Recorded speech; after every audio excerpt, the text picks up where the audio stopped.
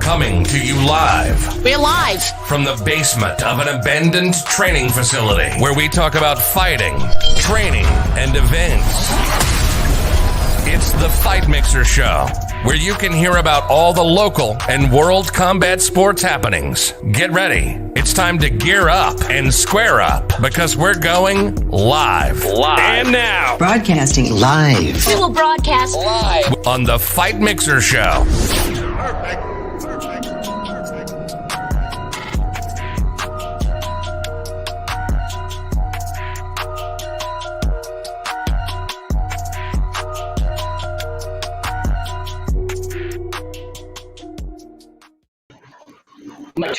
Check. What's going on, everybody? Welcome to the Fight Mixer. I feel a lot of pressure because, one, I have my guest host of the night, 11-year veteran, former tough veteran, a lot better than me in all categories of MMA, and more knowledgeable too. Mr. Gabe, how you doing tonight? What's going on? Thanks for having me on. Tough is the low point of my career, though. Three-time WC champion. I'll take that. I'll be all right with that. There you go. But yeah, tough is that's my least favorite memory. And if I go in my history of my fighting, that's the one I prefer not to talk about. Fair enough. And yeah. We're also joined by our current guest, the reigning, defending, new champion, Titan FC bantamweight champion of the world, Mr. Danny Sabatello. Welcome. So sweet. What's up, guys? What's going on? Much better. And how's it feel to come off your win? Impressive performance, winning by rear naked choke. Incredible performance. How do you feel? Yeah, it feels great. Because I got that first round finish, I knew I wanted to get a first round finish. I didn't really exactly know how it was going to come, whether via knockout, TKO, or choke. But I'm just glad I got the first round finish and it was quick. So honestly, I'm satisfied with my performance and it was awesome. Yeah, man. And, it was just a dominant performance. I was impressed by it. I mean, it's back to original form. And what I appreciate most about you is, coming off a loss, it's either make or break in the career. Either you're going to lose confidence, you stumble, and then the slippery slope happens, but you're able to rebound after your loss to Irving, come back swinging, come back with a big victory. Like, what was it like to get mentally into the zone, get ready for that fight, and get ready for that title fight, and put on your one of your best performances I've seen? Yeah, absolutely. I think when you're going through something where you just lost, it's kind of like you were dragged through the mud. So it almost makes you a little bit meaner, a little bit hungrier. So after that loss, I mean, I wouldn't say I did like a ton of reflecting, but I kind of looked at myself and said, you know what, this next performance that I do is going to have to be a big. And that's why I wanted that first round finish, just to kind of, cement my name back in the mix and that, just to show that I'm for real. So I got that first round finish and it was awesome. Awesome, man. So you also train with ATT. Gabe obviously is familiar with ATT. And how do they help with getting ready for this training camp and getting ready for this fight? Well, it's just the best camp that there is. The best coaches and the best training partners. Not only just what they've accomplished, but honestly, I get to go with just different guys that are my weight class. I'm in bantamweight, and we got a bunch of killers at the gym, bantamweight. So. They help whatever I need, really. And we were going through a pandemic with Corona and everything, and they gave me everything that I ever wanted. People were asking me, was I able to get into good training during this camp? And I absolutely was. Not really much changed for me. I was able to go twice a day, every day for this camp. And I really prepared the right way, thanks to American Top Team, because they have their sights on what a fighter should have. And they were great to me. Right. And I think what were you saying, Gabe? I'm so sorry. Oh, I said good stuff. I'm a bystander at this point. Don't mind me. So my biggest question is because ATT has some of the best talent in the world, just like yourself. So what they do, as precautions to make sure you stayed healthy, coaches stayed healthy, your teammates stayed healthy, what precautions do they do during the training camp? Well, it's only pros right now that are welcome in the gym. American Top Team. Really, if you're trying to do jiu-jitsu or Muay Thai or kickboxing, normally you're allowed in the gym to take classes. But right now, it's only for pros, not just every pro. It's kind of like, You got to be one of the better guys and one of the guys that they see works hard every day. So it's not letting just anybody come through the gym and sweat on our mats, but it's just guys that have fights coming up and guys that are in big promotions really and guys that are getting after it. So I'm not training with guys that are just coming off the street and we don't know where they've been. It's guys that I trust and I know that won't get me sick. Right. And so going, you wrestled for Purdue, obviously a dominant wrestling program. When did you realize that this was the career you want to follow by? Because obviously you're a scary fucking wrestler and you wrestle for a great program. Like, when did you realize that you were much more than a wrestler and then you went into combat sports? Yeah, always. I always knew I was going to be a fighter once my wrestling career was done. I like to think that I'm a good wrestler because I'm a good fighter. But it's funny because when I was growing up, I was watching guys like Mike Brown and Pitbull, and now they basically train me. Mike Brown is like one of my biggest coaches, and he's always in my corner, and he's always talking to me every day. But yeah, I mean, at a young age, I always knew I wanted to fight, watching WEC and all that, getting jacked up. And I think now more and more wrestlers are following in those footsteps of once your wrestling career is done, you go and fight, just because wrestling is just such a big part of MMA. So it helps so much. And if you have that dog mentality where you're willing to go out there and fight all the time, then it's just perfect for you. Yeah. And I my first memories, because I grew up in a wrestling household as well. Like, I remember Kevin Jackson going into this sport, the UFC. I'm like, what the fuck is the UFC? But what was your first exposure to mixed martial arts? It was what really triggered hey, this is the career I can go down. What was the first exposure to MMA? I'd say really. So Clay Guida, he's from Chicago, and my wrestling club, Izzy Style. We would go at it all the time, and Clay came in one time, and I really looked up to Clay, and just kind of like to just see him there in person, and kind of go with him and roll around with him.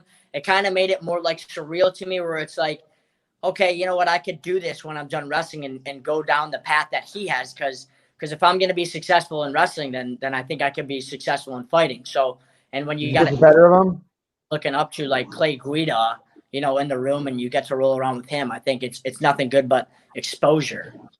Did you get the better of him? Admit it. Admit you got the better of him. Well, at that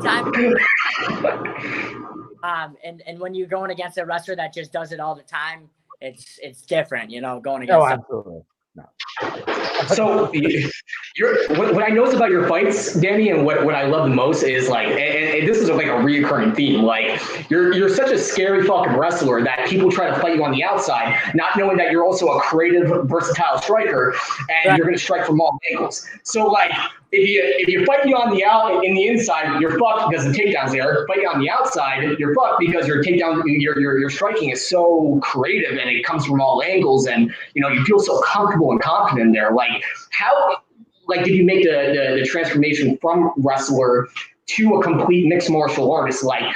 Getting comfortable on your back, and jiu-jitsu, and what was the transition like from wrestling to MMA? Yeah, the transition was easy because I think when you express interest in something, then you're going to it. And I have a massive interest in striking. And I actually get in trouble sometimes with my coaches because during my sparring sessions, I'll keep it standing and work on my kickboxing when they're like, yo, do your bread and butter, take them down, ground and pound them, do all that stuff. But I really like striking, honestly. And if there was one thing to critique from my last fight, I kind of wanted – keep it standing a little bit longer, but I saw he was standing straight up in his stance. So if you're going to give me a takedown, then I'm going to take it.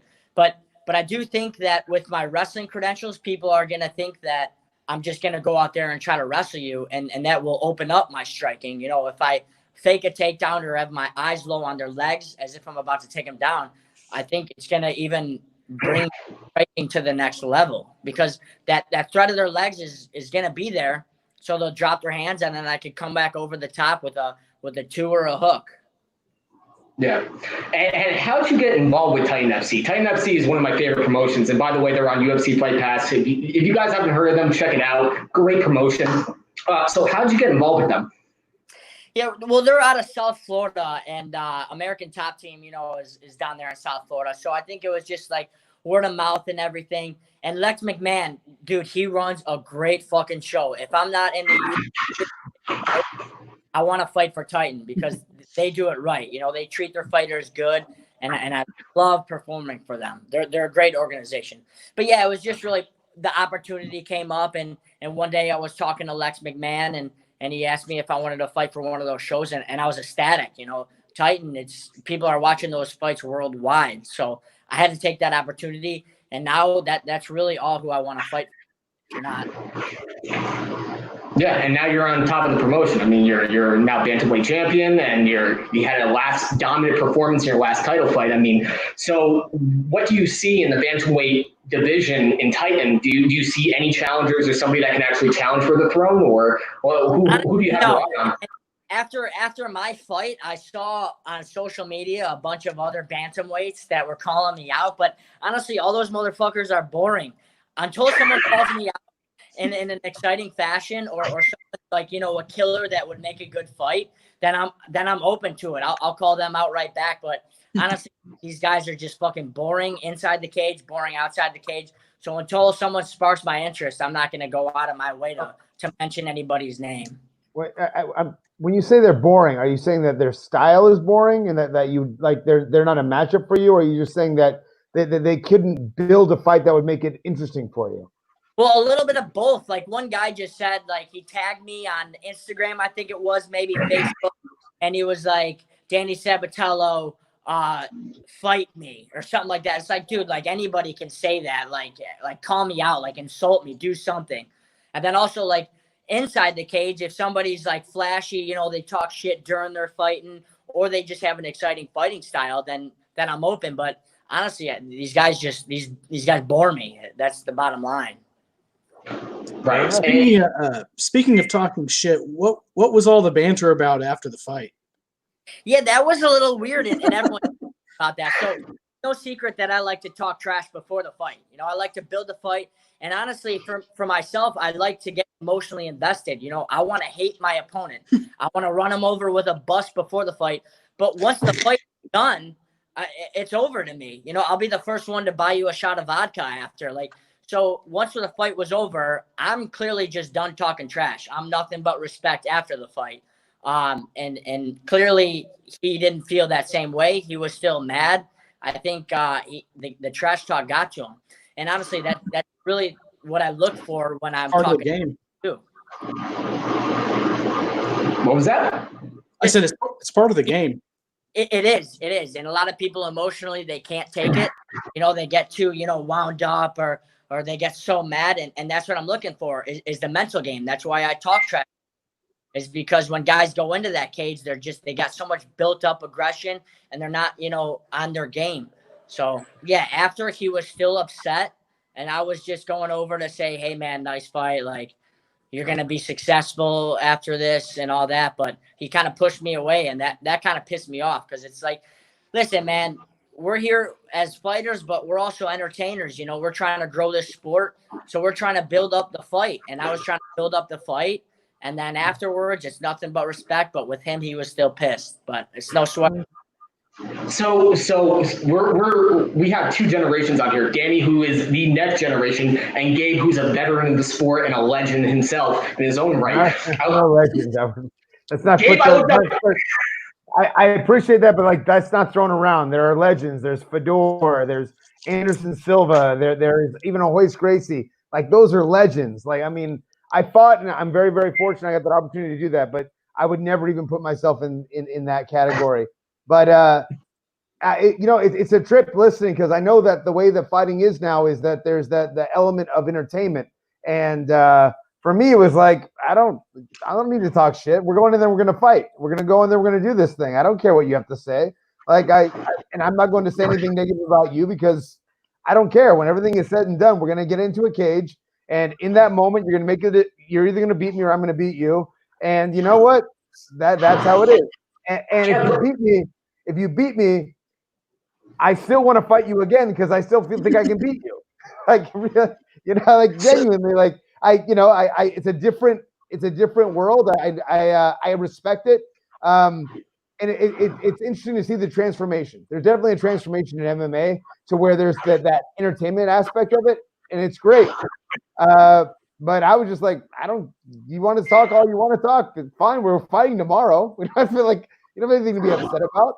So. But isn't that so fucking weird how the sport has evolved? Like, and that's the question I want to ask. That's the question I want to ask you, Danny, because my biggest hero was Kazushi Sakuraba, who back in 2002 sold out the Tokyo Olympic Stadium, 100,000 people for K1 Pride Dynamite. And Sakuraba was one of the most respectful guys on the fucking planet. I mean, Sakuraba was just talented in his own right, where he was just entertainment personified. Cartwheels, lifting up Hoist Gracie by the pants and trying to derobe him and shit like that, like crazy. And so I grew up with the Sakurabas of the world. But now the sport has evolved to the Conor McGregor, to where that's the way to make money, and that's the way to sell yourself and get into the big promotions and everything. Like, so Danny, as a competitor, do you feel like this is the way to make money, and this is the way to make a name for yourself in like MMA, or is this just mental warfare for you? Is this just how you get in your opponent's head? Well, I think it's a little bit of both. Honestly, even back in wrestling, I would talk a little bit of trash in terms of mental warfare, because I do think a lot of guys, they can't take it. When you got someone telling something to your face, they really panic. They can't handle it. They get a little bit too emotionally invested. When you get a guy and a seasoned vet and you're going to talk trash, it doesn't really get to them. At the end of the day, you're going to go in there and fight either way. But I do think it does a little something to these guys in terms of mental warfare. And if you're a beginner fighter, it's going to get you. But also, I do think it sells tickets, and a lot of fans are casuals. They get invested in the emotion behind the fight. I think there's two parts to the fight. There's the build up to the fight, and there's the actual fight. And if you take, for example, a fight where two guys, they like each other, they respect each other, there's no banter, it's just going to be a good fight. I think fans will view that as not as exciting if there's two guys that have just been talking trash about each other and building up the fight. So I think I do think the trash talk before the fight is good. It's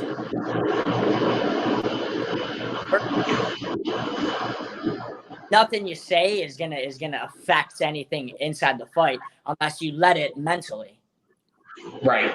So who will be the opponent? Like maybe a rematch with like Irving Rivera. Like who is the guy you would want to fight that actually will sell those tickets? Get your name even further out there and get you to the next level. Which is obviously not a lot of people can hang with your stuff. You bring a lot of meat to the table that not a lot of people can deal with. Your wrestling is superb. So like, what's the fight? What's the next fight that gets you to the next level or sells tickets or whatever you want to accomplish? Yeah, I really don't know right now because Irvin Rivera is in the UFC now. I would like to fight him and get that fight back, but since he's in the UFC, maybe that fight will happen someday, but I'm not going to seek it out or anything. Yeah, again, these other guys and Titan and all that other under promotions are boring. They just bore me. So nobody really specifically I have on my mind until I'm in the UFC, and then I'll probably be calling out guys once I'm in the UFC. But just right now, anybody that's going to bring it, anybody that's going to bring a good fight, anybody that has a good skill set.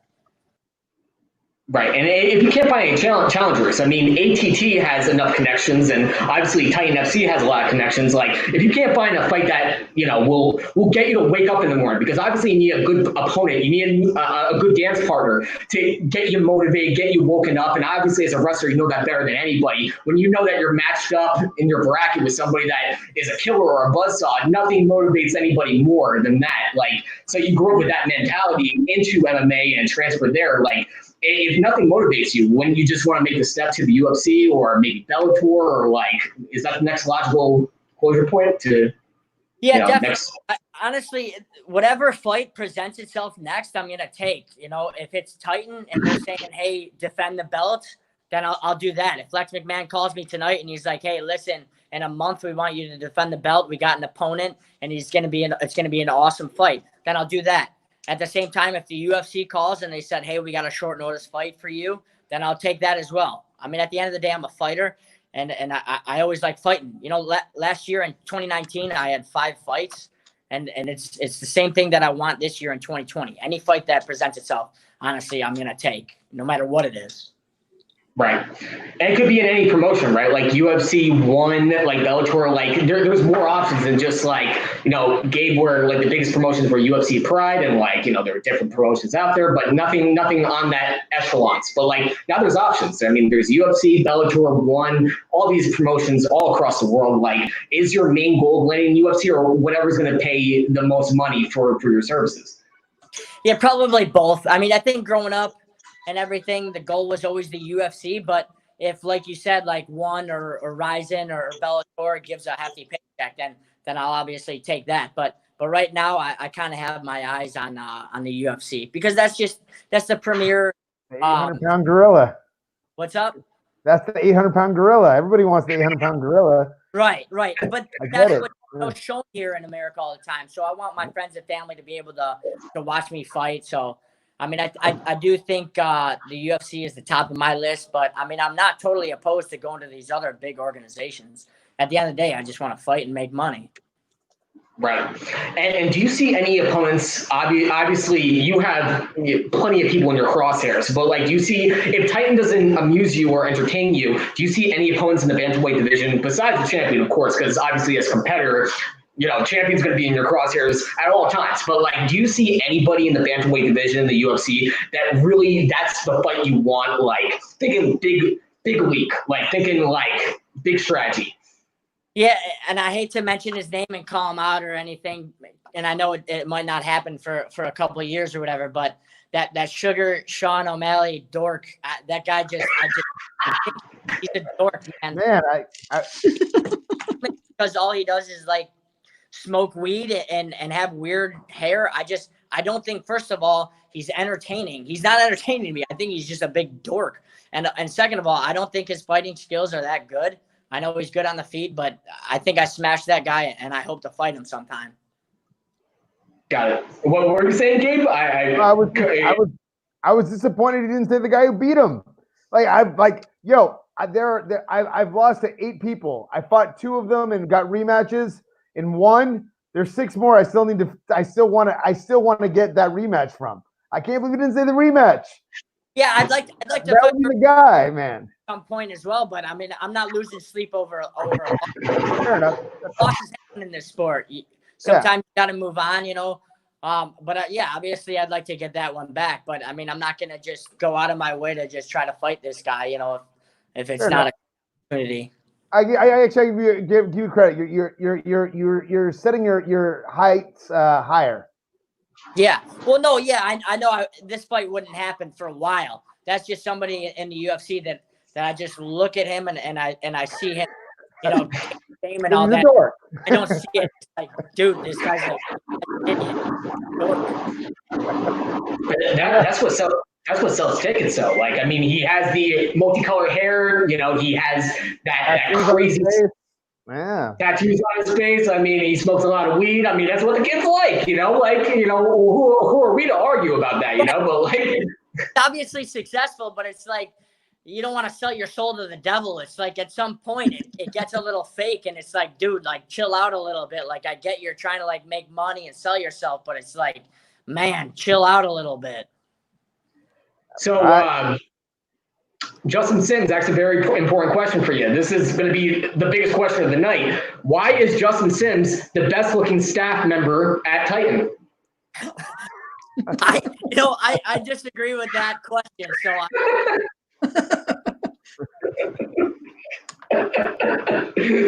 I love Justin Sims, man. What was it like?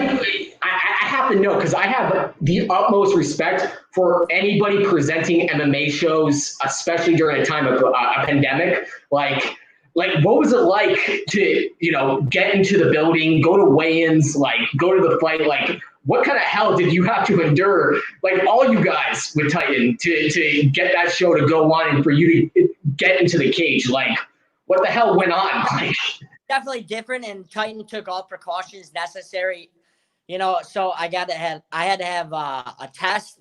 I think it was like 2 days before the fight, just to make sure I didn't have corona or whatever. They checked our temperatures once we got to the fight. They checked our temperatures 2 days before the fight. They were really strict with the testing.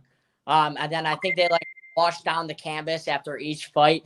But it was weird, you know, because you got to walk inside the building with a fucking mask on, which is dumb as fuck. Oh my God. I mean, you got to do what you got to do.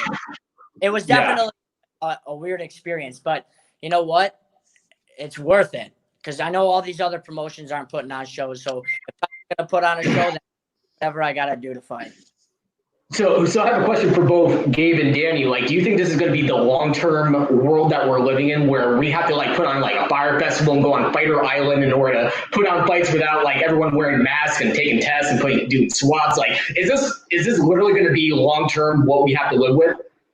Like I would hope not, because that's barely even living. Then why do it at all? You know, if you're gonna just be sheltered your whole fucking life, then what's the even point of living if you're not gonna be able to have fun or do anything? Even if it is as serious as they say, which I don't think it is, but even if it is, that what's the point? We're not even leaving our house.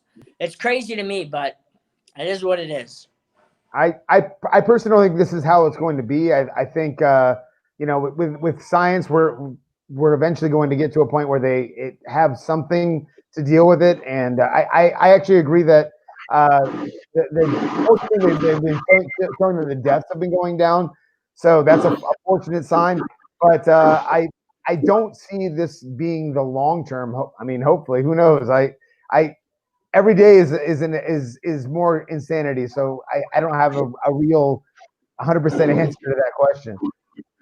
But this is also scary for like the sport of MMA, like without crowds, without like people actually going to the events, where that's a huge revenue stream for the UFC. Like, how are folks like Danny going to the UFC going to make money? I mean, John Jones wants to retire, like Conor McGregor wants out. Like I heard some of your ATT members, the most notable ones, you know, I'm not going to mention Amanda Nunes wants to get out. Like, you know, like how are UFC fighters going to make money if we can't have crowds, if we can't, you know, go back to living as usual? You know, like that's a scary concept. How is anybody going to make money, dude? You got businesses down all the time. I mean, it's terrible. A lot of people are going through hardships, not just from the virus, but just from the effect that we're doing because of the virus. I mean, a lot of people are out a bunch of money just because of this. We can't make the reaction worse than the actual virus. My friend just messaged me. My friend just messaged me that coronavirus is the first thing that came from China that actually worked. That's way. That's good. Too soon. Unbelievable. So, okay. So now I'm gonna get into hypotheticals. Okay. So from the beginning of time of mixed martial arts till now, like dream opponent, anybody. It could be anybody from any weight class. Danny, who would you fight? That's tough. It'd have to be Conor, just because he's the biggest. And if you beat him, then people would remember it and know it. So it's probably Conor. As much as that pains me to say, it's Conor. Biggest influence, favorite MMA fighter. I said Sakuraba. Who's your biggest influence? Clay Guida, just because he's from Chicago and he's my man. I got to give it to him. If you weren't fighting, what would you do? I'd probably be in jail. I don't know. That's a tough question. I really don't know. When you retire, like Gabe, who is a proud father and husband, what do you plan on doing once you retire? I don't know. A lot of people ask me that. I just have my eyes set on fighting right now. I know I should have a long-term plan, but I want to look forward to anything. I don't want to, just have things in the back of my mind about a different career. I just want to be all in and invested on fighting for now. Funniest training story with one of your teammates at American Top Team. Funniest story. Funniest story? I honestly, I don't have one. I'm a very intense. I take my training really, really seriously. When I'm in the gym, I don't crack smiles or I don't really do anything other than just get to it. So I don't really have anything too funny. I do like to have fun and clown around outside of the gym, but when I'm in the gym, I'm a very serious and intense guy. Do you ever get work with Mo Lawal? Yeah, King Mo. How can you not have a good time with Mo? Like I've known Mo for years. That motherfucker. Yo, dude, how you like not have fun with that guy? I'll never know. We are the opposites because he is always laughing and always trying to have fun, always making things a game. And I'm kind of like, dude, shut the fuck up. Like, let's go. So it's like, it's kind of funny, a clash of heads, but how it's like different with us, somehow it works. It's kind of crazy. And that Mo's like I picked up Mo from training. I was getting ready for the Olympic trials. The first time I met him, and I picked him up. I had no idea who he was. Funniest motherfucker of all time. Dude, Yo, I love that dude. Yeah, like he's hilarious. Yeah, he's a punk bitch, but I love him. Absolutely. All right. I'm sorry. So, go back. I apologize. So, one more question for you. King Mo had one of the best entrances of all time when he fought for Dream. Came out with all those girls and the crown. Will you do that, Danny? I know you're a bad motherfucker, but would you consider it? Yeah, I would consider it because it's awesome and it's a legendary entrance. So anything that gets the people talking, I'm willing to do. Who is your least favorite MMA fighter right now in the game? Sean O'Malley, 100%. The guy, I'm telling you, I can't look at him and just not want to punch him in the face. It's crazy. Unbelievable. Gabe, any final thoughts for our guest, the new champ, the reigning king of the throne? Well, first off, congratulations. I'm going to be 100% honest with you. I don't watch a lot of MMA anymore. I follow a little bit, but for the most part, I had to look you up. You're an exceptional team with a bunch of guys that I know very well. I hope that your career is a successful one. I will say, think about what you're going to do after fighting. Like genuinely, like I'm fortunate. I have a school and I was able to go progress into that. But I'll tell you, when my career was over, I was like, what I do with my hands? What I do with my hands? So if you got something on the secondary, have it set. Like even if it's a little something. Right. Yeah. Just saying. Awesome. Thank you. All right, man. Good skill. So, Danny, obviously we're getting around that time, and obviously we're going to bring in Smiling Sam, and it's an honor to talk to you, especially after your huge victory. I mean, coming from that to coming on the show, it's a huge honor, a huge treat for us. If you want to give any shout-outs, anything you want to talk about, the floor is yours. No, just shout out to me for having a fucking savage performance and be even better. Dude, that performance is so fucking savage, man. I have no, dude, you are a mean motherfucker. Like, you in the UFC, you're going to get bantamweights proms. Do you realize this? You understand that, right? Yeah. I hope so. Dude, I saw your wrestling, gives me Vietnam flashbacks. I have no idea, man. I have no idea how anybody steps in the cage with you. Just saying. Thank you, bro. I appreciate it. And thanks for having me on, guys, too. It's been a ton of fun. Awesome. Thanks a lot. Boys and girls, that was Mr. Danny, the champion. Gabe, what do you think? Great. Nice kid, and it seems like he likes Sean O'Malley a lot. I think they'll probably get a condo together after fighting career's over. I could tell. But I have to look at his career now. I have to actually spend a little time and seeing. I mean, I saw that he's 8-1, one loss, but seems like he has a lot of. He's with a great team, so he's got a lot of upside. Yeah, and obviously, like we talked about, how MMA and how it's shifted from the times of old to now, where trash talking sells tickets, all that fun stuff isn't. Because bantamweight notoriously does not make money for the UFC. I mean, it doesn't. Don't we need guys like Danny to kind of give a shot in the arm to the UFC, to the bantamweight division, to kind of bring it up a little bit, like guys like Danny? Well, yeah. I mean, I think personalities are becoming a necessity because of the entertainment factor of it. I just feel like if you have more guys that are just rolling through people, I mean, those are the guys that for me, like a perfect example is an Anderson Silva. Anderson Silva for me is like he sits on a pedestal because he would just run through dudes, and Anderson is the most genuinely nice guy. And he was respectful. I mean, he had his moments and everything, but I don't know. I think the showman side of it, you have a guy like Chael Sonnen, who another guy who's actually a really nice individual. I trained with many times. Very, very nice guy. but he puts on that persona, and because of that, he's made a lot of money, and now he's got the podcast. He's doing everything. So I mean, I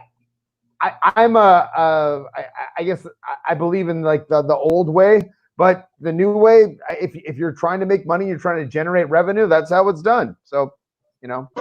And you come from a background, like you train with Team Quest, correct? Yeah, I was with Quest, and let's see, where else have I been? I went to Shootbox for a little bit. I mean, I've been around. I've trained with who's who. You know, I started my career and I started doing jiu-jitsu in '98.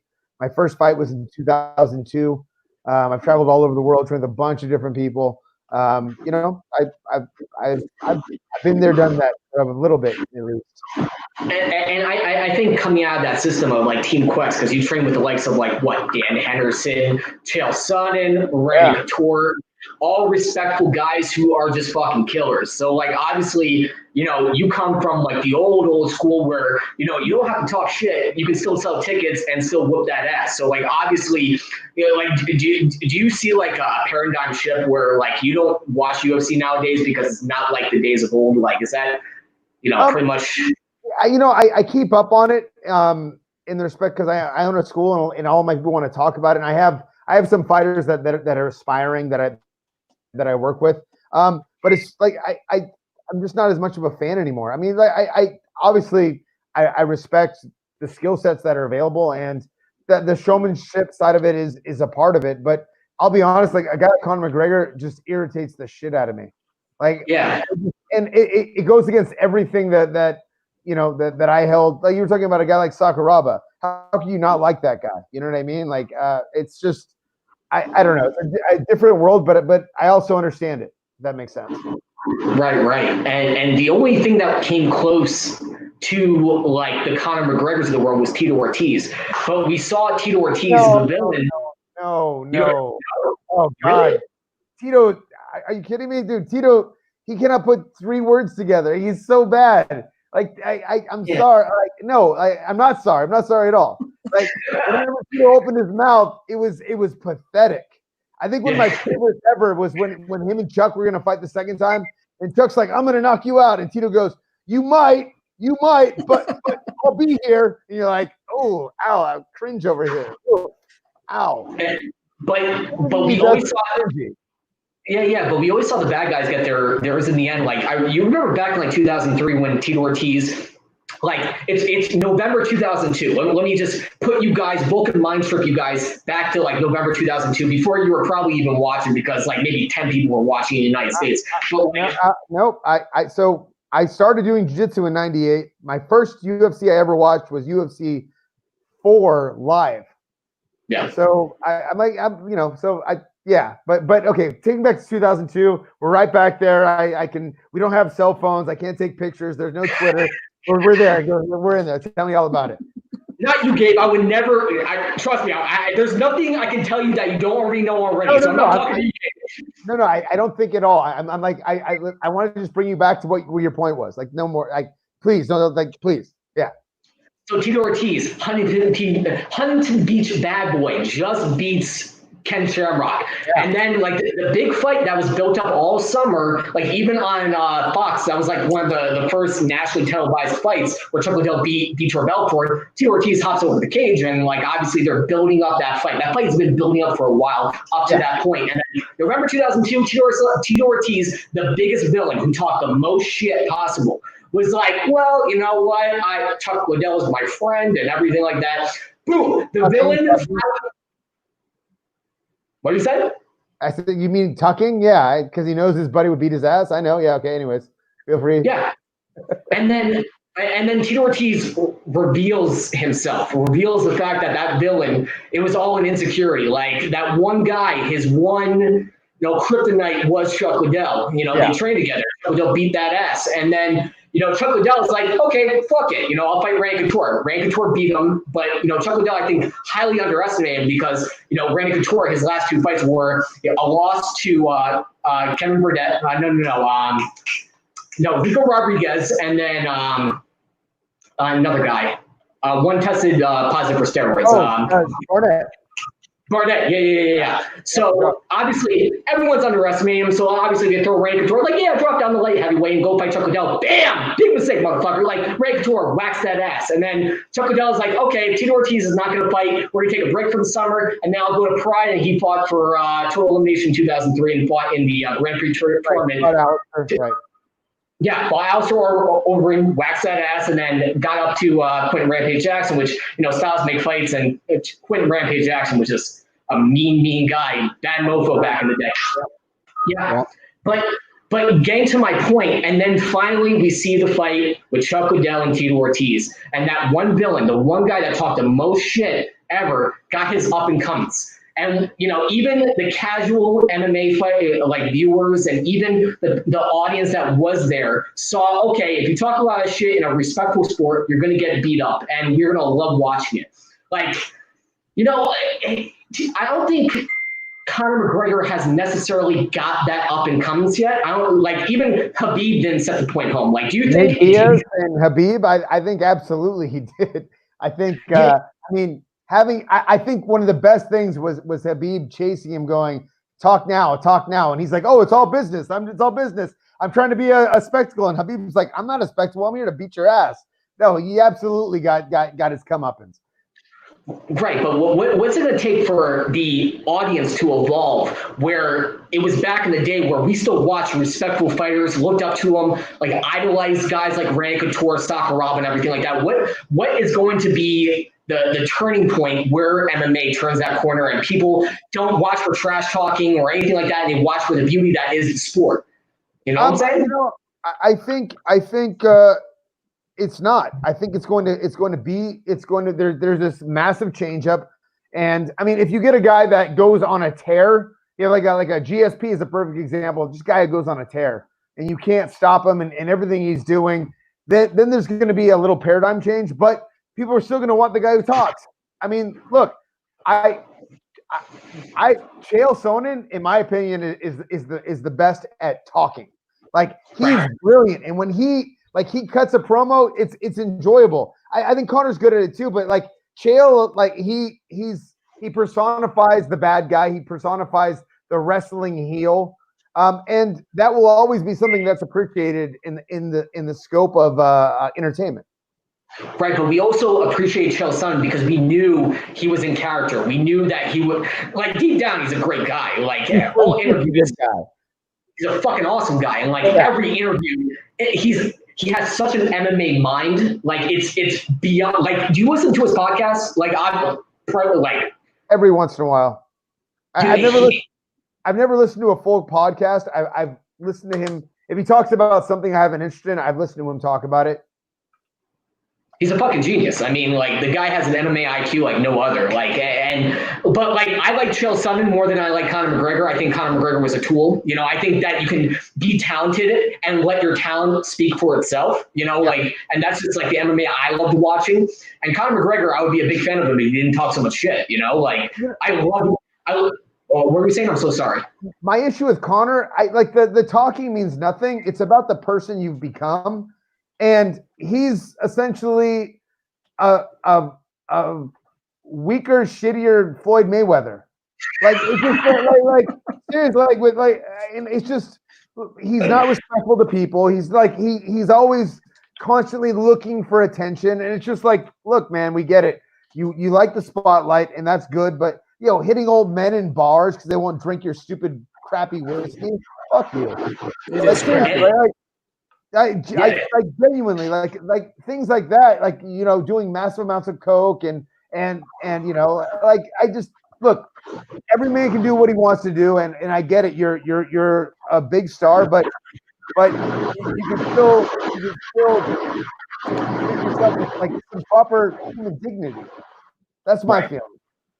Right. And do you see anybody, like, obviously you don't watch the sport that much, but like, do you see anybody up and coming? Like, obviously you hear things through the grapevine. Obviously you're still involved with the sport, even though you're not necessarily watching it all the time.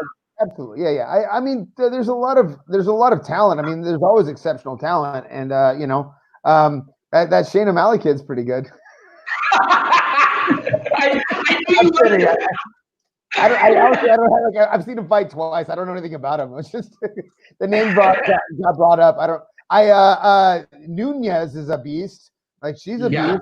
I can't think of anyone that right now that I'm like, oh wow, this person is really like they're saying like Adesanya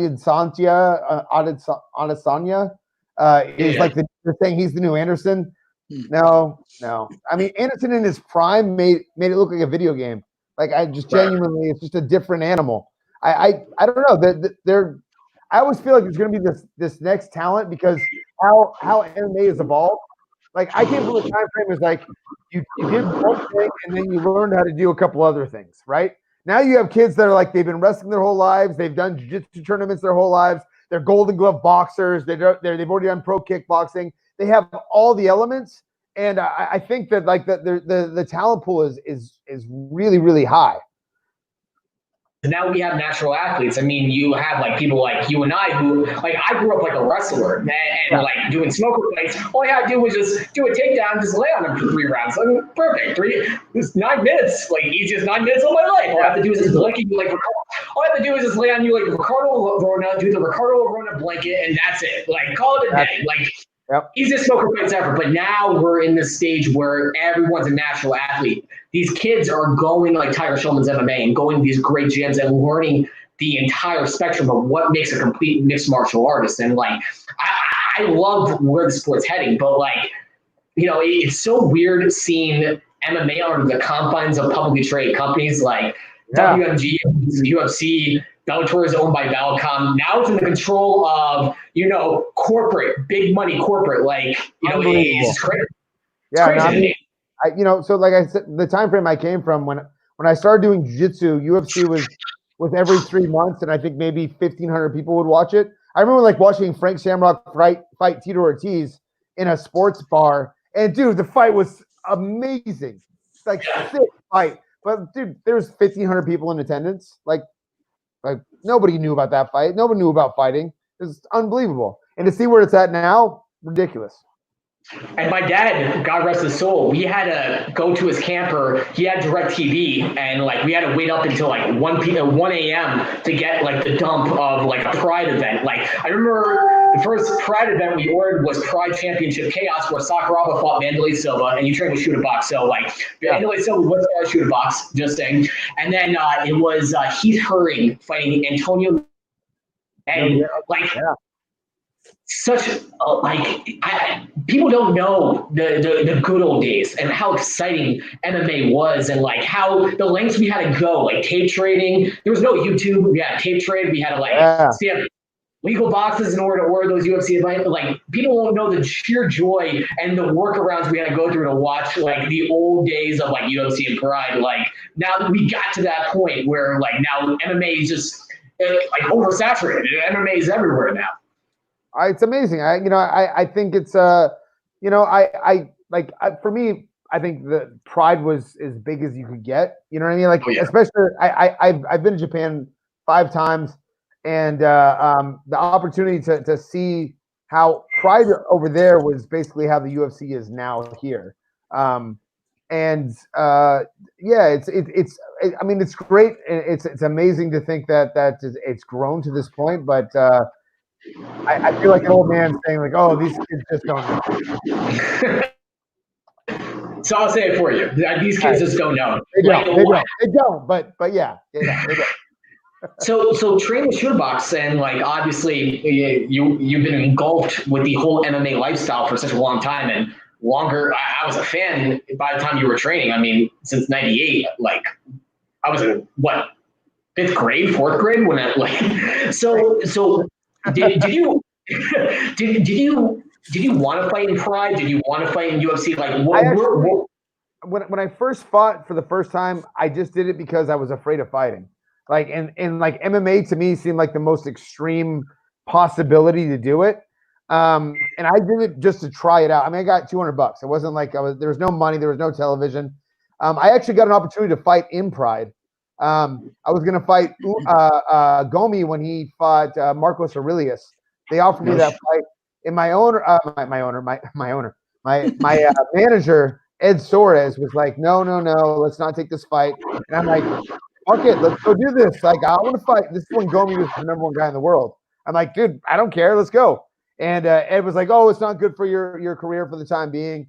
And then they went with Marcus Aurelius, and Marcus Aurelius, I think, armbarred him or choked him or something like that. Not saying that would have been me, but it probably would have been me. Right. He had a war with fucking shooter box guys. Like that was like at the height. Like they have a shooter box gym over in Newark, New Jersey, with one of the former members of shooter box, and one of the guys I actually fought, Takanori Gomi. Like Takanori Gomi was a fucking buzzsaw like back in the day. Like you know, what's funny is like there's so many names that like I bring up Jens Pulver. When I trained with BJ. BJ was. So he was a purple belt when I was a white belt. He was at the gym the very first day I started training jiu-jitsu. So I've known him since my beginning of jiu-jitsu career. And I saw him go from purple to brown to black and being a world champion. I would go down to San Jose to train with him at AKA. People don't know that Jens Pulver at one point was the best fighter in the world, by a lot. Oh, yeah. And like when I bring it up, like either one, they don't know who Jens is, or two, they're like, oh, yeah, that old washed-up guy. You're like, dude, like, you don't know the history. Like, at one point, he was the best guy in the world. Like, he was the shit. He was the shit. So at the time frame, BJ was the first American black belt world champion in jiu-jitsu, and just a phenom. Like, dude, we would go down there, and he was just a beast. He got his first fight in the UFC, and then just smashed the guy. And when he was going to fight Pulver for the title, we're like, dude, Pulver's done. He has no idea what he's getting himself into. When he beat BJ, holy shit. We're like, dude, I have nothing but respect for that guy. 1,000,000% respect. Like, it's just like unbelievable, really. And Jens doesn't get half the respect he deserves because of that. Like, beat him for 5 rounds and the biggest fucking smile I've ever seen on any man. Like, Sure Dog all ran him off. Like, everyone said, oh, BJ Penn's going to fucking tear right through him. No. I was in the training camp. I was like, no way. Like, it is an impossibility that BJ doesn't. I was like, we'll finish him in 2 rounds. Like, but you know what? Jens is as gangster as they come. And, like, again, if you want to know the history, like, yeah, like, and then Jens and then Gomi. Gomi's another one. Like, he has guys that have beat him in the UFC. You're like, dude, you have no idea. That guy is a legend, a fucking legend. Oh yeah, and I met BJ Penn in New York for an event for UFC Gym, and I got to sit down with him and actually talk to him with his wars with Carlo Uno, which were some of my favorite fights and everything. Like BJ Penn, and everybody who's watching this, you have to go on YouTube and watch some of the old days where like BJ Penn fought Carlo Uno and like watch Jens Pulver. Like those guys were fucking radical. And like Jens Pulver, his fight with Takanori Gomi was one of my favorite fights. Like they put clinic, just technically sounds striking and just like, oh my God, like mind blowing, like unbelievable. Yeah, no, absolutely.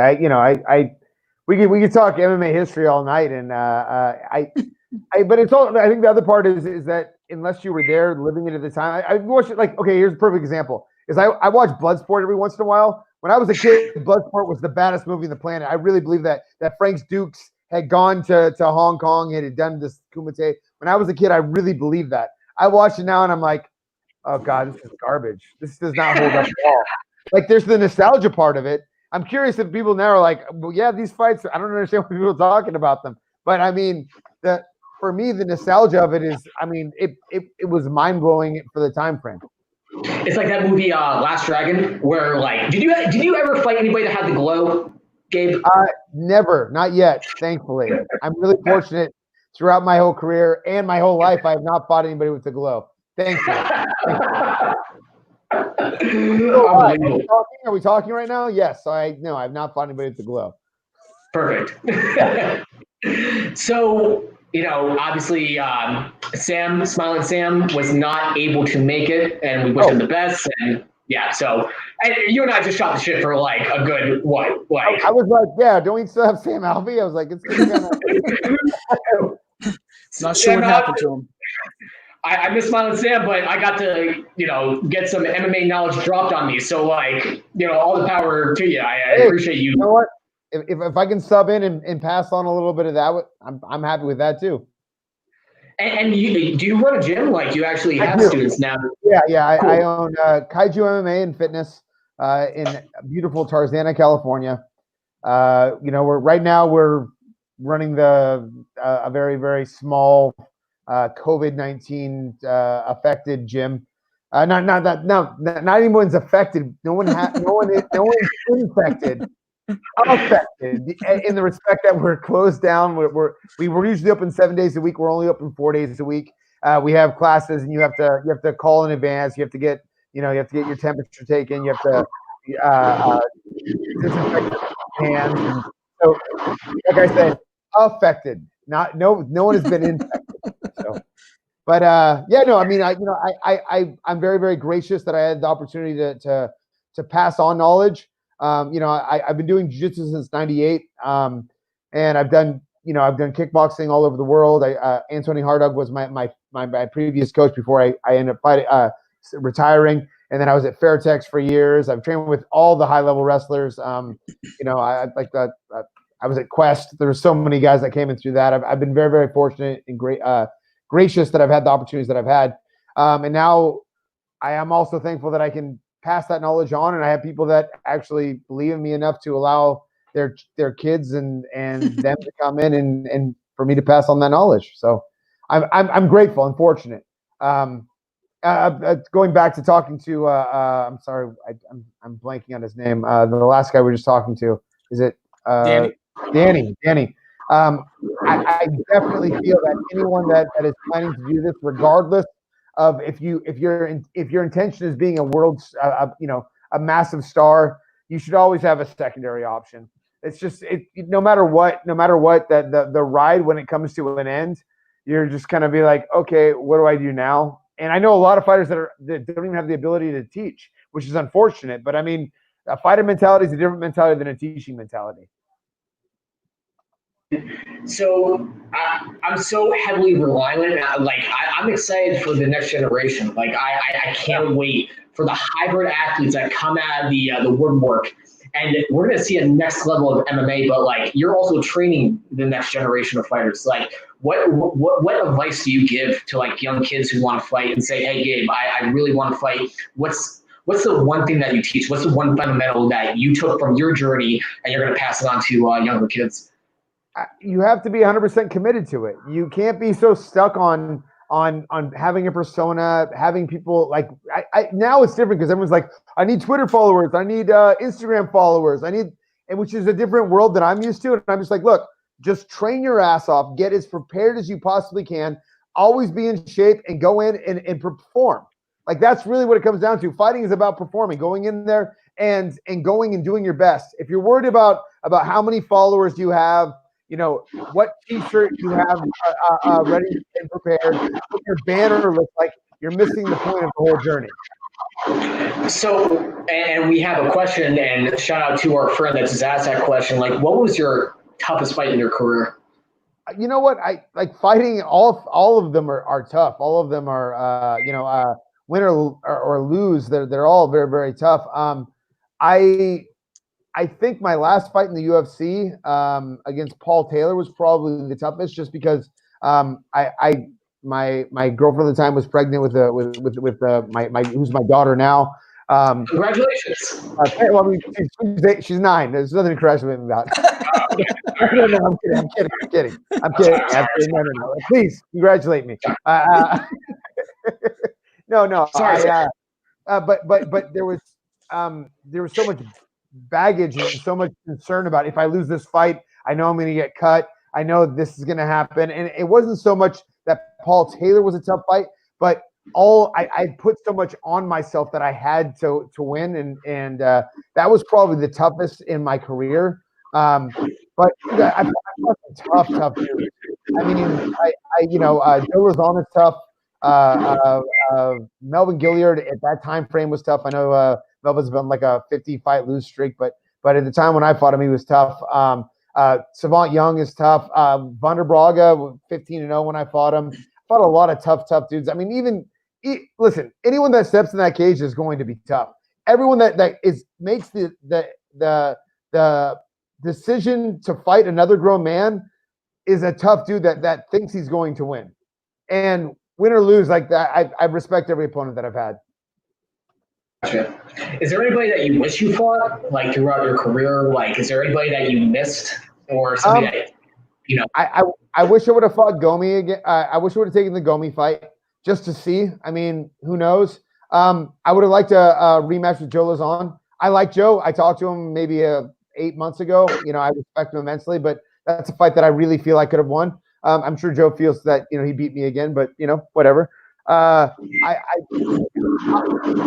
have 6 losses that I haven't had a rematch. Those are the ones that I still feel like, those are fights I would want again. Absolutely.